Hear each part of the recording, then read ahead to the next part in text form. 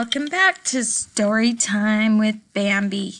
Easter's just right around the corner, so we're going to read a story called The Tale of Peter Rabbit. I wonder if you can think of a lesson that could be taught here.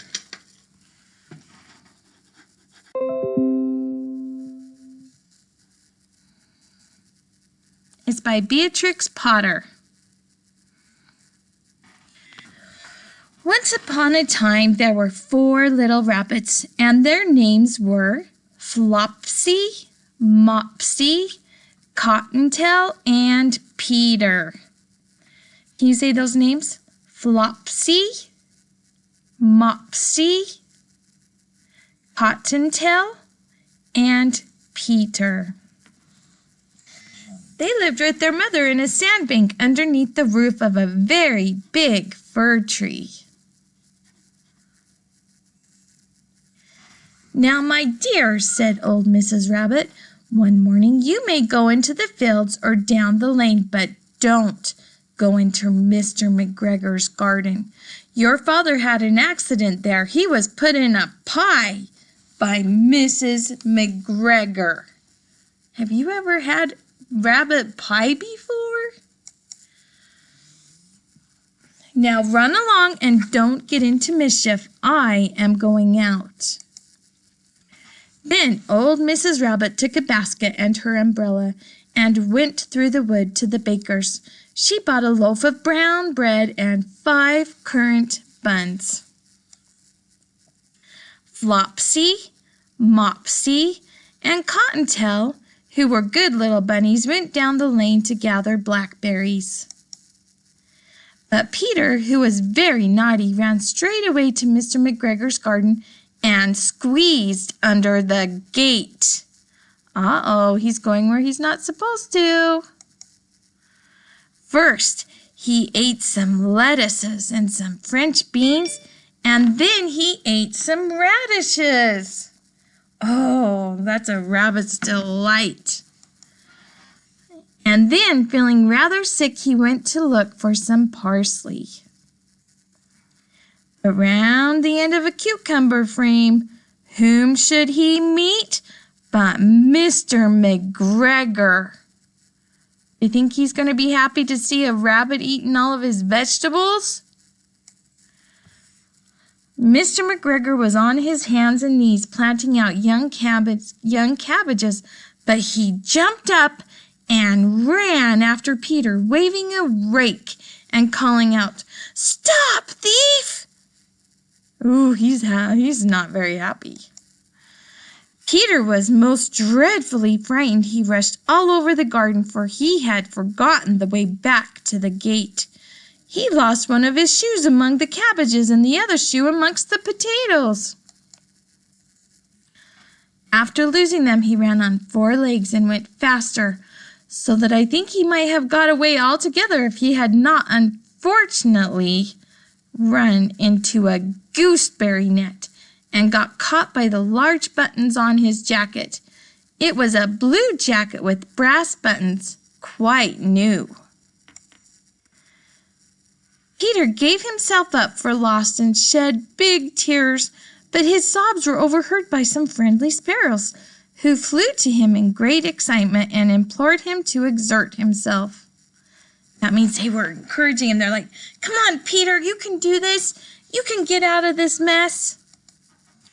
Mr. McGregor came up with a sieve which he intended to pop up upon the top of Peter, but Peter wiggled out just in time, leaving his jacket behind him. Oh, he had to leave his jacket. And rushed into the tool shed and jumped into a can. It would have been a beautiful thing to hide in if it had not had so much water in it. See the splash he's making? Mr. McGregor was quite sure that Peter was somewhere in the tool shed, perhaps hidden underneath a flower pot.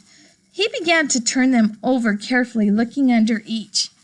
Presently, Peter sneezed. "Kerchoo!" Mr. McGregor was after him in no time. "Run, Peter, run!" and tried to put his foot upon Peter, who jumped out of a window, upsetting 3 plants. The window was too small for Mr. McGregor, and he was tired of running after Peter. He went back to his work. Oh, he's making a dreadful mess. Peter sat down to rest. He was out of breath and trembling with fright, and he had not the least idea which way to go. Also, he was very damp with sitting in that can. After a time, he began to wander about, going lippity-lippity, not very fast, and looking all around. He found a door in a wall, but it was locked, and there was no room for a fat little rabbit to squeeze underneath. An old mouse was running in and out over the stone doorstep, carrying peas and beans to her family in the wood. Peter asked her the way to the gate, but she had such a large pea in her mouth that she could not answer. She only shook her head at him. Peter began to cry. Then he tried to find his way straight across the garden, but he became more and more puzzled. Presently he came to a pond where Mr. McGregor filled his water cans. A white cat was staring at some goldfish. She sat very, very still, but now and then the tip of her tail twitched as if it were alive. Peter thought it best to go away without speaking to her. He had heard about cats from his cousin, little Benjamin Bunny. He went back towards the tool shed, but suddenly, quite close to him, he heard the noise of a hoe. Scritch, scratch, scratch, scritch. He scuttered underneath the bushes, but presently, as nothing happened, he came out and climbed upon a wheelbarrow and peeped over. The first thing he saw was Mr. McGregor hoeing onions. His back was turned towards Peter, and beyond him was the gate. Peter got down very quietly off the wheelbarrow and started running as fast as he could go along a straight walk behind some black currant bushes. Mr. McGregor caught sight of him at the corner, but Peter did not care. He slipped underneath the gate and was safe at last in the wood outside the garden. Mr. McGregor hung up the little jacket and the shoes for a scarecrow to frighten the blackbirds. Peter never stopped running or looked behind him till he got home to the big fir tree. Oh, he's missing his coat and shoes. He was so tired that he flopped down upon the nice soft sand on the floor of the rabbit hole and shut his eyes. His mother was busy cooking. She wondered what he had done with his clothes. It was the second little jacket and pair of shoes that Peter had lost in a fortnight. I'm sorry to say that Peter was not very well during this evening.